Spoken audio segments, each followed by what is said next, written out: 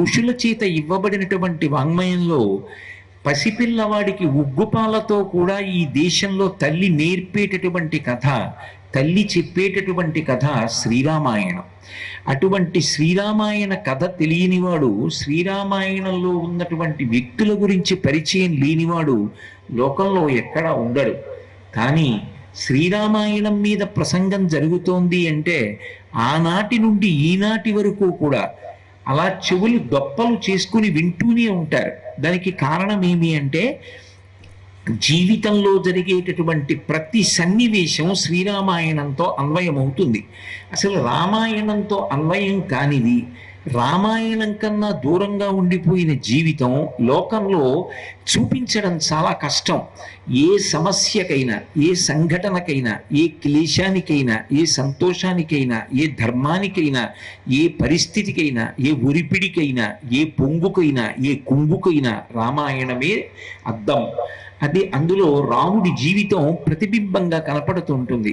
రాముడు ఎలా తట్టుకున్నాడు అన్నది జీర్ణమైనప్పుడు మనిషి తాను ప్రశాంతంగా బతుకుతాడు, తన చుట్టూ ఉన్నవారు ప్రశాంతంగా బ్రతకడానికి కావలసినటువంటి అవకాశం కల్పిస్తాడు. ఇంకా అంతకన్నా పెద్ద ఉపకారం సమాజానికి ఏమీ చెయ్యక్కర్లేదు. తాను ప్రశాంతంగా ఉండడం, తన చుట్టూ ఎవరున్నారో వాళ్ళని ప్రశాంతంగా ఉంచడం, తాను ఎంతమందితో సమన్వయం అవుతూ ఉంటాడో వాళ్ళందరూ తన వలన శాంతి పొందాలి తప్ప తన వలన ఎవరు అశాంతి పొందకుండా ఉండాలి అంటే దానికి ప్రధానమైనటువంటి అవకాశాన్ని, అవగాహనని ఇవ్వగలిగినవి ఏవి అంటే ఋషిప్రోక్తమైనటువంటి ఇటువంటి ఆర్ష గ్రంథములు. అందులో శ్రీరామాయణంలో హనుమ యొక్క వ్యక్తిత్వం, హనుమ యొక్క వైభవం, ఆయన యొక్క జీవితం అసాధారణమైన రీతిలో ఉంటాయి. ఆయన యొక్క ప్రజ్ఞా పాఠవాలు కానీ, ఆయన జీవితం కానీ, ఆయన పాటించినటువంటి మౌలికమైన విలువలు కానీ, ఆయన జీవితంలో చూపించినటువంటి అద్భుతమైన విశేషాలు కానీ మనం అందుకోగలిగితే మన జీవితాలని మనం చక్కదిద్దుకోవచ్చు. హనుమ అనేటప్పటికీ ఆబాల గోపాలను కూడా పరవశిస్తారు. ఈ లోకంలో మొట్టమొదటి పూజ అనేటప్పటికీ విఘ్నేశ్వరుడు, పూజ పూర్తయింది అనేటప్పటికీ హనుమ. ప్రారంభంలో పూజ చేయబడేటటువంటి వాడు, పూజాంతమునందు సేవింపబడేవాడు, ఇద్దరూ సింధూరము చేత పూజింపబడడం ఒక విశేషం. ఇప్పటికీ శ్రీశైలంలో సుప్రభాతం చదివితే మొట్టమొదట విఘ్నేశ్వర ప్రార్థన చేస్తూ సింధూరం గురించి చెప్తారు.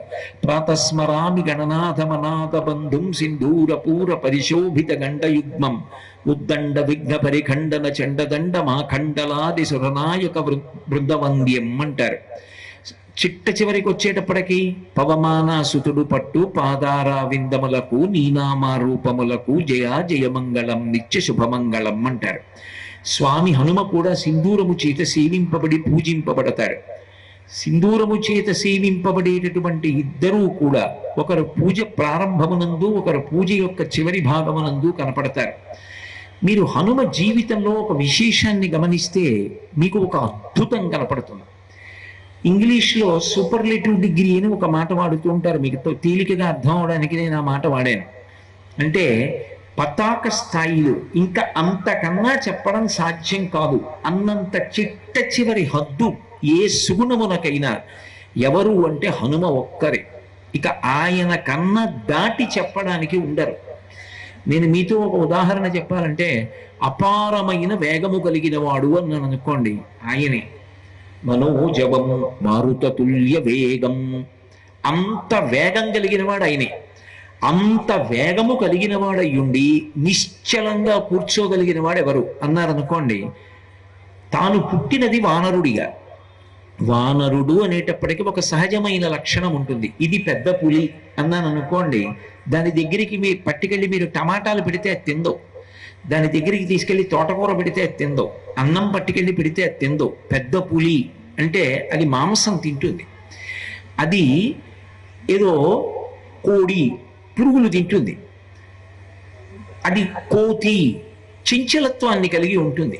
లోకంలో కోతి అంటే ఎక్కడ స్థిరబుద్ధి పొంది ఉండదు. అది దాని ఉపాధి లక్షణం. ఎప్పుడూ కదిలిపోతూ ఉంటుంది. కాబట్టే శంకర భగవత్పాదులు శివానంద లహరి చేస్తూ సదా మోహాటవ్యాం చరత యువతీనాంకుచగిడౌ నటత్యాశా శాఖాస్వటతి జడితి స్వైరమభిత కపాలిన్ బిక్షోమే హృదయ కపి మత్యంత చపలం అన్నారు. నా హృదయం అనబడేటటువంటి కోతి ఉందే అది అత్యంత చపలం, అది ఎప్పుడూ కదిలిపోతూ ఉంటుందన్నారు. కోతి అంటేనే కదలడం స్వభావం. కోతి కదలకుండా అక్కడ పడుకుందనుకోండి, వెంటనే ఏమంటామంటే అయ్యో ఏమండి దానికి ఒంట్లో బాగోలేదా పాపం అలా పడుకుందేమండి అంటారు తప్ప కోతి చాలా నిశ్చలంగా ధ్యానంలో ఉందండి అని ఎవరు అనరు. కోతి అంటేనే కదలాలి, అది దాని ఉపాధికి ఉండవలసిన లక్షణం. అది కోతి చంచలత్వాన్ని కలిగి ఉంటుంది. లోకంలో కోతి అంటే ఎక్కడ స్థిరబుద్ధి పొంది ఉండదు, అది దాని ఉపాధి లక్షణం. ఎప్పుడూ కదిలిపోతూ ఉంటుంది. కాబట్టే శంకర భగవత్పాదులు శివానంద లహరి చేస్తూ సదా మోహాటవ్యాం చరతి యువతీనాం కుచగిడౌ నటత్యాశా శాఖాస్వటతి జడితి స్వైరమభిత కపాలిన్ బిక్షోమే హృదయ కపి మత్యంత చపలం అన్నారు. నా హృదయం అనబడేటటువంటి కోతి ఉందే అది అత్యంత చపలం, అది ఎప్పుడూ కదిలిపోతూ ఉంటుందన్నారు. కోతి అంటేనే కదలడం స్వభావం. కోతి కదలకుండా అక్కడ పడుకుందనుకోండి, వెంటనే ఏమంటామంటే అయ్యో ఏమండి దానికి ఒంట్లో బాగోలేదా పాపం అలా పడుకుందేమండి అంటారు తప్ప కోతి చాలా నిశ్చలంగా ధ్యానంలో ఉందండి అని ఎవరు అనరు. కోతి అంటేనే కదలాలి, అది దాని ఉపాధికి ఉండవలసిన లక్షణం. కానీ మహానుభావుడైనటువంటి హనుమ మాత్రం ఎంత వేగంగా వెళ్ళగలరో అంత నిశ్చలంగా కూర్చుని ధ్యానం చెయ్యగలరు. లోకంలో అపారమైనటువంటి బుద్ధి కలిగిన వాడెవరు అని అడిగారు అనుకోండి, బుద్ధిమతాం వరిష్టం, బుద్ధిమంతులలో కల్లా అగ్రగణ్యుడెవరు? స్వామి హనుమ ఒక్కరే. అంతేకాదు ఇంద్రియములను గెలిచిన వాడెవరు? ఇంత బలముండి ఇంత శక్తి ఉండి, పోనీ ఏ బలం లేదండి ఆయనకి, ఏ శక్తి లేదండి, శరీరము రోగగ్రస్తమైపోయిందండి, మనసులో కోరికలు ఉంటే మాత్రం అనుభవించగలడా, అందుకని అలా మంచం మీద పడున్నాడు పాపం అనడానికి ఆయనకున్నంత బలం, ఆయనకున్నంత తేజస్సు, ఆయనకున్నంత బుద్ధి లోకంలో ఎవ్వరికీ లేదు. అయినా ఆయనంత ఇంద్రియములను గెలిచిన వాడు లేడు. జితేంద్రియం బుద్ధిమతాం వరిష్టం వాతాత్మజం, వాయువు యొక్క పుత్రుడు, వానరయూథ ముఖ్యం. పోనీ ఏదో సామాన్యమైన కోత, వానరుల యొక్క సమూహములన్నింటికీ కూడా పతాక స్థాయి నాయకత్వం వహించినటువంటి గొప్ప బుద్ధి దురంధరుడు. వాతాత్మజం వానరయూథ ముఖ్యం శ్రీరామదూతం శిరసా నమామి. హనుమ జీవితంలో అత్యంత గొప్ప విషయం. ఇవాళ సమాజంలో ప్రతి వాళ్ళు జ్ఞాపకం పెట్టుకు తీరవలసినటువంటి విశేషం. ఆయన జీవితం నుంచి మనందరం కూడా నేర్చుకోవలసినటువంటి విశేషం. ఆయన స్థాయిలో నిలబడకపోయినా ఆయనని ఆదర్శంగా తీసుకొని బ్రతకడానికి అంతకన్నా గొప్ప స్ఫూర్తినివ్వగలిగిన వ్యక్తి ఉండడు.